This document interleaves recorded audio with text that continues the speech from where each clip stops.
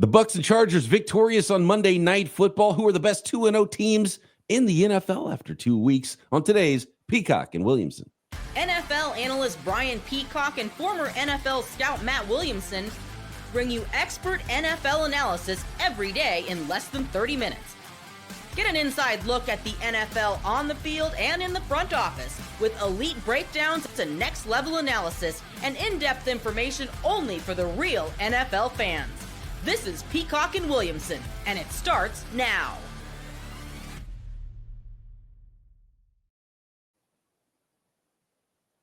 Welcome to the Peacock and Williamson NFL Show. Brian Peacock alongside Matt Williamson at BD Peacock at Williamson NFL. Thanks, everybody, for making us your first listen on the Locked On Podcast Network, your team every day. Love and appreciate all the everydayers out there. Thanks for hanging with us. Sub up on YouTube and everywhere you get your podcasts.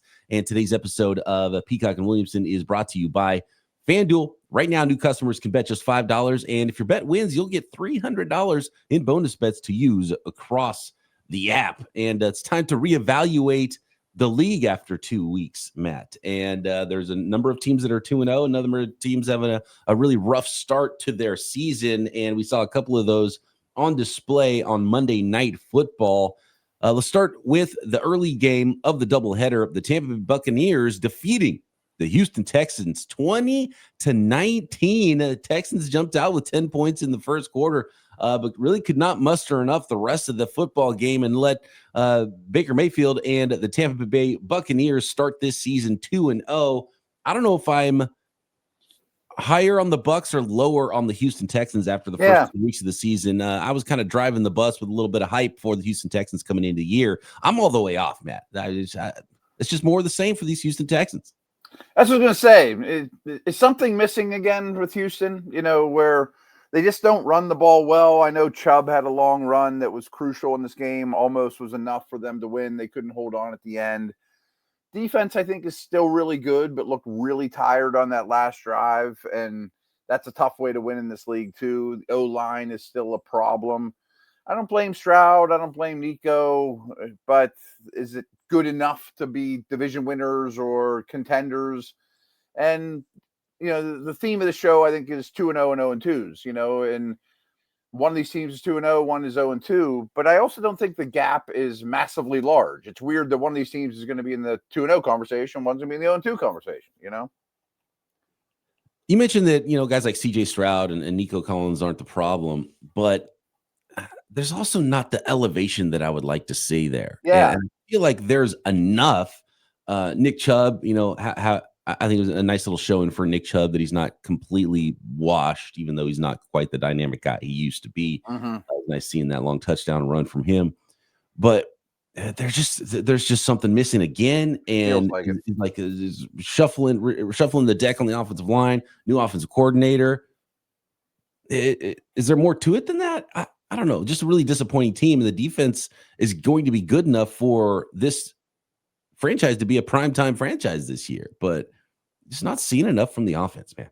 Yeah, I'm going to look it up super quick, but they never seem in control of the game. Yeah, the time of possession was under 23 minutes. 22:51. Like, they never seem to sustain long drives, get ahead of the chains, be in manageable situations all the time or favorable situations. And that reminds me of last year a lot. And it wasn't like they lost this game because a bunch of turnovers. And they've played now in two good games. Don't get me wrong. It was against quality opponents, the Bucs and the Rams, or they're three probably playoff caliber-ish teams. But their defensive struggles and the offense can't overcome not great defenses that they've played, And the defense has given it back to the offense enough times, too, in this game. And so... I'm just kind of down on the Houston Texans. Me too. I'm not mad. I'm just disappointed. Yeah. So I also think, sticking with the Bucs for a second, we've done a lot, especially in the offseason, quarterback ranks and Sandoz tiers and all those things. I think myself and probably a lot of people are probably a little still too harsh on Baker. He's been really good for a pretty long stretch now with the Bucs. hard to play against, tough as nails, easy to root for, drives them down the field there, aggressive. I mean, neither of their tackles, Wirfs wasn't available for the game, and then Gedke gets hurt against maybe the best edge rushers in the league. Takes a while to get the running game going. They don't have all their weapons, and Baker's pretty darn good.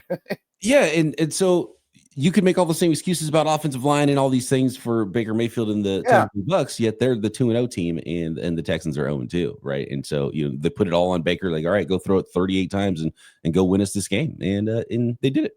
They did it, and he plays hard, and he's hard to play against, and competitive as could be, Not a huge line, kind of spread the ball around in that offense for the Bucs, and Mike Evans was the leading receiver with 56 receiving yards on 5 catches. But I saw this note on Mike Evans, a couple of things I didn't realize. One, he told The Athletic that he was potentially thinking about retirement. He basically put it like this: I plan on having a big year, but if I retired after the season, a lot of people around me wouldn't be shocked. It's like, oh, okay. Is he planning for the swan song this year?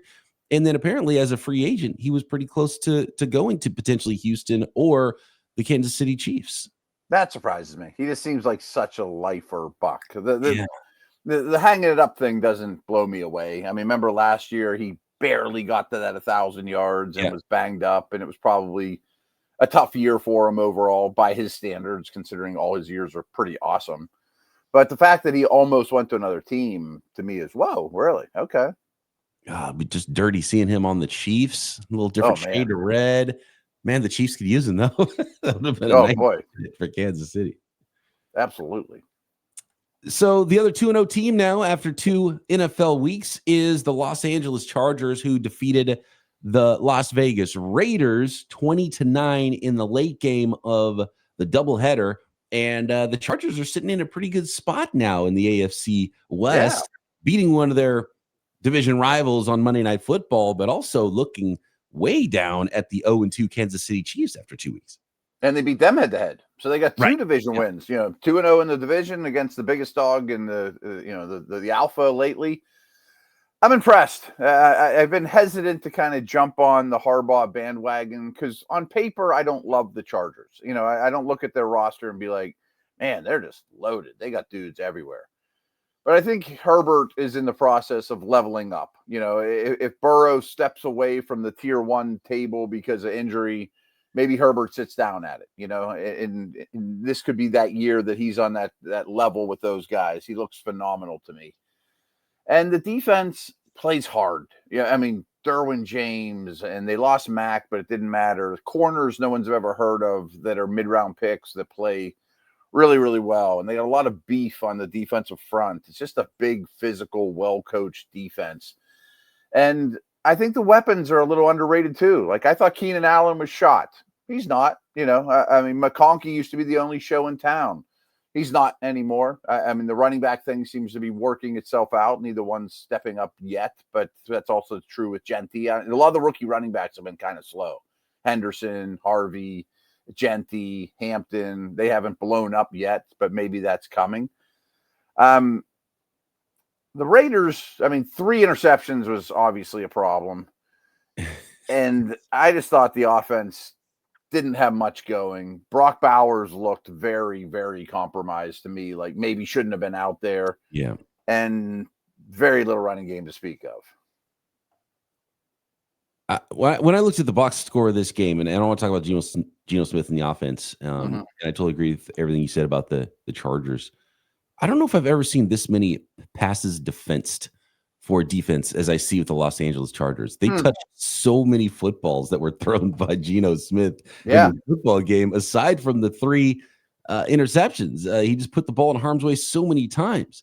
1, 2, 3, 4, 5, 6 different Chargers had at least 2 passes defensed in this game. Wow. Passes defensed is a hard thing to get in the stats. Yes. To have that many 13 passes defense for a defense, I don't know if I've ever seen that. I don't pay attention to that stat that much, but that's just something you don't see a lot of. And there were balls that could have been picked off that Geno Smith threw that weren't picked, aside from his already 3 interceptions. It was just pretty miserable. It was pretty bad for the Las Vegas Raiders. They did not look like a competitive football team on offense. And, both first-round running backs have got really not much going so far in their early NFL careers either. None of this great running back class has really just blown my doors off yet. Yeah. And maybe that's still to come, but we'll see. It's interesting you brought up that pass defense. When you mentioned, I'm like, watching the game, I wouldn't have put 2 and 2 together and said, boy, they have a lot of passes defense tonight. But when you said that, I'm like, yeah, they did seem to swat down balls and get their hands on balls more than usual. And my hunch is, and again, this is just a kind of an educated guess, I bet that's coaching. I bet that there's some tendencies that they thought they knew to when to break on the ball, and the Geno Smith things that he does, or maybe this coordinator or whatever, that they felt that there were things that they could key on. Yeah, you could crush Geno Smith too for what is an awful line. I mean, he had a 37 passer rating, 19 QBR, only 180 passing yards. When you drop back and throw it 43 times is not good. 3 interceptions, no touchdowns. But at the same time, if Geno Smith isn't forcing it, how else are they going to score either? So, there was not much of a path to victory with how the offense played. No, I thought they were light on weaponry too. You mentioned Bowers just isn't himself at the moment. He's kind of dragging that leg along. And the other receivers are okay, but none of them are the straw that serves the drink, There was a ton of preseason hype for Jonte Thornton, too. He had one catch for 20 yards in this one, but he's just not going to be that. He's going to be a very low volume, high volatility. You hit a couple balls. He's not going to. People were like, oh, the next Puka Nacua. And I was like, what are you talking about? It's not. That's the right style of player. He's not going to be a target hog player. They really have Brock Bowers, who's playing hurt as the only guy that you could really lean on. And again, Ashton Genty in the running game hasn't looked like what everyone expected to see from a top 10 running back selection in the NFL draft. 11 carries for 43 in this one. Yeah, and that's the thing I think that they need to get in line here is become a run-first team, Genty-centric. He does have nice runs. I have not seen him have a lot of room to run, but you can see that he's tough to tackle and he has vision and burst, but he just hasn't really gotten free. Or I also think teams aren't fearing the passing game a lot to open up room for him either. And I wonder if there is something to this. Rookie running backs are all kind of disappointing right now. Yeah, it's really interesting. Back to the other side real quick with the Chargers receivers. Quentin Johnston, talk about high volatility. Yeah. 7 targets, 3 catches, but for 71 yards. He had a score. Keenan Allen, kind of the opposite, just the old guy that you can't get off the court at the YMCA because he just runs things. And he's always, he finds a way to pull down rebounds, finds a way to put the ball in the hoop. It's pretty amazing. It's awesome to watch Keenan Allen play. Yeah, watching him with the Bears last year, I'm like, boy, he looks like he's got a piano on his back. Yeah. I think he got a little leaner. He was heavy with them. He got a little leaner, dedicate himself. Maybe he only has one more year like Evans, too. That wouldn't shock me at all. Let's go home, play with a better quarterback, better situation. And I know my role, and I'm pretty good at it still, Congrats to Pete Carroll. For every time he coaches a game, he breaks his own record for being the oldest coach in the NFL. Just turned 74 years old. I think it might be a little bit of a long season for the 74-year-old head coach Pete Carroll and the Raiders this year. Monday Night Football is what to base it on. But let's talk about the 2-0 and 0-2 teams in the NFL. Who are the best and worst? How have our minds changed about these football teams after 2 weeks of the NFL season? Next. Today's episode of Peacock and Williamson brought to you by Mazda. And Mazda crafts cars for those who do more than simply move. Mazda delivers confidence with every ride, with more IIHS top safety pick awards than anyone else. Footwork, breathwork, athletes sweat all the little details, and so does Mazda. Mazda brings this same intention to how they craft cars and craft every model. And if you've ever driven a Mazda, you know what it's like to feel a Mazda, to drive in a Mazda, to sit in a Mazda, and everything is phenomenal. Napa leather upholstery, metallic accents. You can feel the Japanese craftsmanship in every single detail of your Mazda vehicle. And with all-wheel drive standard in every crossover SUV, you can drive with confidence through almost any season. And like the players on the football field on Monday Night Football, Mazda sweats every detail because when you make every move count, impossible becomes irrelevant. Mazda, move or be moved. You know, a lot of folks out there don't even know what is in their financial accounts. Can't even name all of their financial accounts, what they're worth, and whether it's 401ks, properties, or investments. When you don't have the full picture, you can end up leaving money on the table, and that's why there is Monarch Money. It's an all-in-one personal finance tool that brings your entire financial life together in one clean, easy-to-use interface on your laptop, on your phone. Monarch does the heavy lifting for you. You can link all your accounts in minutes, see clear data visuals, get smart categorization of your spending, and finally feel in control of your money without ever touching a spreadsheet. And Monarch makes it simple to review your finances with your partner. So you can both see budgets, goals, and spending, which is a big one, and all that activity in one place. So don't let financial opportunities slip through the cracks. Use code LOCKEDONNFL at monarchmoney.com in your browser for half off your first year. That's 50% off your first year at monarchmoney.com with code LOCKEDONNFL.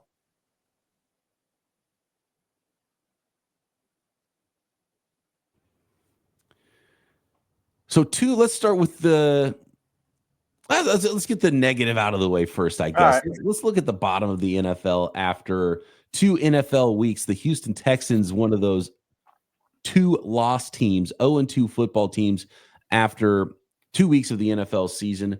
When you look at these teams that don't have any wins yet, I think there's some teams that you could paint a picture that things are going to turn around. Some teams, it's a little bit more bleak. A team like the New Orleans Saints, I don't think we thought was going to be a good football team, but they had an opportunity to drive down and win both of their first 2 games. They did not do that, and they ended up losing those 2 games.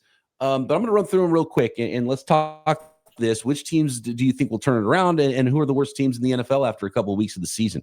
In the NFC, before you do, I had a quick idea. Maybe we just go one by one. Up to you if you want to do it this way or not. Okay. Go one by one. Is this who they are or not? Okay. Are you believing that they're a bottom feeder? Are you believing that they're a 2-0 team or not? And maybe not say they're the worst team in the league, but is this?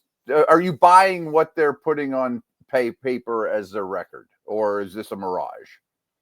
Is it a mirage with the Houston Texans, an 0-2 team? Yes and no, because I totally agree with you. And frankly, you beat me to the punch that I'm kind of out on them. But I still think I would pick them to win their division. And that makes them a 9 or 10 win team, probably. I just don't think I'm in on they're a contender anymore, though. That's kind of what they've been. Yeah. That's what they've been. All right. Yeah. It feels like they've been that when Schaub and Fitzpatrick and J.J. Watt and Andre Johnson and the whole history seems like they've always hovered around 500. In their division, there's a 2-0 team, but there's also another 0-2 team, the Tennessee Titans. They just got a lot of work to do. They do, and I've watched quite a bit of Ward. By the way, I want to pump it up because the first year I've been a subscriber. The J.T. O'Sullivan quarterback school. It's awesome. It's really good. It's really good. And I watched the week 1 Ward one. The week 2 stuff isn't out yet. There's only 1 so far. And they're long. They're like an hour, but it's just sit there and kind of just going through a quarterback's eyes.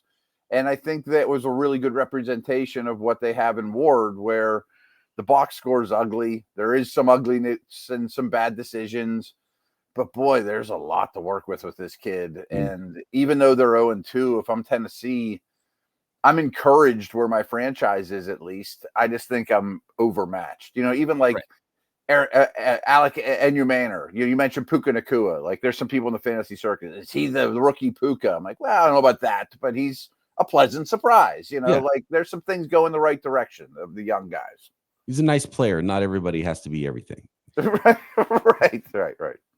The staying in the AFC, we got the Cleveland Browns, who, if I'm not mistaken, you drafted number 1 overall in our preseason. Who's going to get the number 1 pick in the 2026 NFL draft? We drafted the number 1 team drafting. I still can't even say it right. Are you still there with the Cleveland Browns after 2 big losses, getting completely blown out by the Ravens this week? I think so. I don't know if that'd be my vote for first overall pick, because I think the defense is pretty respectable despite that blowout. But I think we're also, I've harped on this too, their first 6 games are so terrible. And we could be in the midst of, let's start seeing rookie quarterback conversation. And looks like Judkins is going to get back in the mix. Speaking of rookie running backs, we'll see how he does. But I just don't see a lot on offense. I mean, I think it's going to be develop young guy season real soon for them.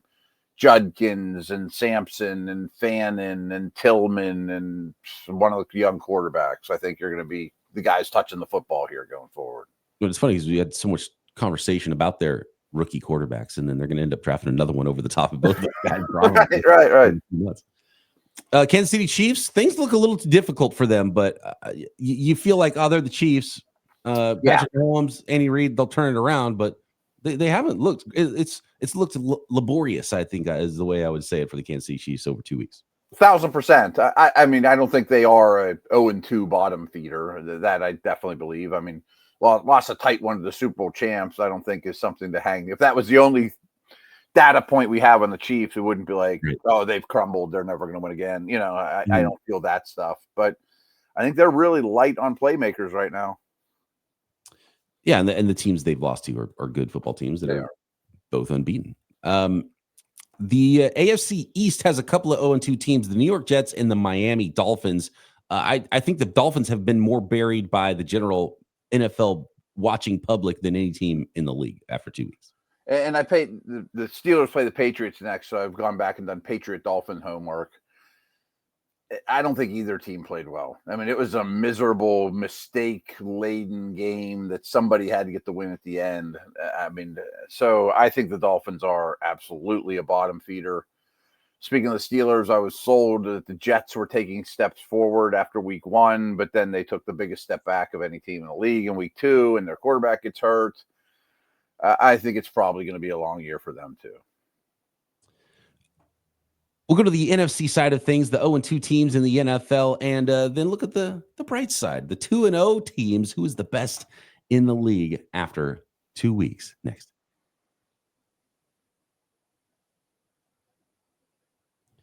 This episode of Peacock and Williamson brought to you by FanDuel, America's #1 sports book. A very special offer for our listeners, and you're going to want to jump on it before it's too late. The NFL season is here. FanDuel making sure you're ready for kickoff in week 3 with a can't-miss offer right now. New customers can bet just $5, and if your first bet wins, you'll get $300 in bonus bets to use across the app. It's the most bonus bet dollars that I've ever seen FanDuel give away, and all you got to do is win your first $5 bet for new customers at FanDuel. And playing FanDuel is fun because it fits however you like to play. Player props, building same-game parlays, or even jump in live as the action unfolds if you feel the momentum going a certain way in a football game or any sport. You can find all the action at FanDuel. It's quick, easy, and the best way to add a little more energy to your Sundays. So are you ready to play? Download the FanDuel app now by visiting FanDuel.com to get started. That's FanDuel.com to place your first $5 bet.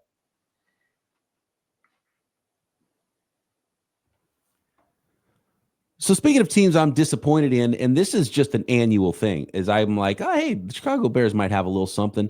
They've got actually after getting thumped in week 2, they've got the worst point differential in the NFL at minus 34 points. The 0-2 Chicago Bears. Put them with the Houston Texans. I'm out on them. Disappointing. Yeah. I figured the offense would be a rocky road, young quarterback, a lot of change. But again, like I watched that JT O'Sullivan thing, Caleb Williams is on both of them. So you actually get to see him twice because they played early. I mean, but like Swift is just getting trucked in protection, and DJ Moore's route running is real lackluster, and things that reputations these guys have had didn't all of a sudden just change overnight. And frankly, the defense is where I'm just disappointed. Like I thought the defense would be average. I mean, and it's not. And unlike the Houston Texans in the AFC South, there's no path for the Chicago Bears to go win that division. No, they're in huge trouble. Yeah, they're absolutely buried because they're the worst team in a really good division. Yeah, that's maybe Minnesota will make the case of being worse without McCarthy for a while. Yeah. But neither one's a contender. And those two teams played in week 1, and it was a close game, and so those teams might be a little bit on par, but Vikings were able to get away with the win. in week 1. So, rough go for the Chicago Bears right now in that division. The New York Giants, after a phenomenal game, still came up on the wrong side of an 0-2 start this year. New York Giants. Bury him? No, I mean, I always harken back to their schedule. It's really, really difficult. I don't know if they'll end up with a lot of wins, but I think that defense is better than they showed in that game. And again, I'm kind of optimistic about where the organization is going. The NFC West is the only division that does not have an 0-2 team after 2 weeks. So we'll go to the NFC South, where there's a couple of those teams. And because of the NFC West, that is why the New Orleans Saints are 0-2, losing to both the Cardinals and the 49ers in the first 2 weeks. Even though they were competitive in both those football games, the New Orleans Saints might not be as bad as I thought. I thought they were potential. They were my pick to be to earn the number 1 pick in the NFL draft.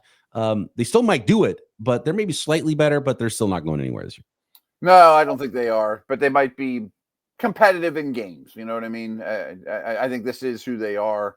Speaking of NFC South, I just got a blurb on my phone while we were talking that Kalijah Cansey, their former first-round pick, tore his pec and is probably done for the year too. I saw he got injured last night, so that's a bit of a blow too. And I also think the Panthers might be the worst team in the league. Yeah, I was just going to say, because there's a worse team maybe in the division than the New Orleans Saints, the Carolina Panthers. Again, they're probably going to have to blow this thing up again. I don't know what, I mean, at least at the quarterback position, and you don't want to put all the blame on the young quarterback, but there's certainly not been enough there with Bryce Young to be like, okay, we're going to keep going down this road next season. It's just going to be a long season in Carolina, I would think. And the defense is far from adequate, you know. So who is the best 2-0 teams now? We've got the Buffalo Bills, Cincinnati Bengals, Indianapolis Colts, Los Angeles Chargers, Philadelphia Eagles, Green Bay Packers, Tampa Bay Buccaneers, and then 3 in the NFC West in the 49ers, Cardinals, and Los Angeles Rams. How do you see this? Might be an easier conversation because I think like you just go Eagles, Bills. Yeah, that's who they are. You know, I mean, I think Packers have shown they might be number 1. I mean, I don't think anyone's going to fight you that they've arrived. I'd probably put those 3 teams, and again, I'd probably, even though the Ravens lost to the Bills in week 1, like they're right there, but you know, they're not 2-0. We're talking about 2-0 teams right now. The Bengals in the biggest trouble of all those 2-0 teams, that's what I was gonna say. I think. But you got to put the Bills, the Eagles, and I think the Packers for sure in a different bucket. Like those teams are 3 of the best teams, 3 of the best 4 teams, I think, in the NFL right now. The Bengals, I think that's your tier 1 right now, with or without the Ravens. I'd probably put the Ravens in tier 1 too. Bengals, I think it's going to be a very abrupt downward spiral. They might be able to win some games without Joe Burrow, but they were 4-3 with Browning last time he had to start a stint. But I just don't. I think the defense was better then. You talked about the path to winning the division for the Houston Texans. I take the 0-2 Texans over the 2-0 Cincinnati Bengals right now. I would too. Yeah. I mean, I assume you'd have the Ravens ahead of the Bengals and the Browns below them, but would you have the Steelers ahead of the Bengals? Oh, I would. I think so. I mean, and chances to win going forward. The way you described that defense over the course of 2 weeks gives me pause with the Pittsburgh Steelers, because that's the one thing you thought you might be able to count on with that team. I know it's a little disheartening from that perspective. What do you think of your division? These 2-0 teams. I have no idea. To be honest with you, this is the most. I think the teams of the NFC West have kind of played the most like I thought they would, which is all competitive and all very tight. And there's only been one division game so far, and that was Niners Seahawks. That was a really tight game. Niners came out ahead. It's the only loss so far in this division. We're gonna have some more division games coming up real soon in that in the NFC West, and so to maybe get some separation and figure these teams out. But they're all competitive. I don't think they've played amazing opponents either. I can't wait to see them play some big time teams. But I think it's going to be a tight division, and I think they've all been kind of as we thought. Like the Seahawks offense to be determined, defense looks really good. 49ers kind of a roller coaster, up and down, playing a lot of young players, but they're a well-coached football team and found a way to win a couple of games. The Cardinals are maddening, still have won a couple of football games, but I think they're the worst team in the division. I was just say the same thing. Yeah.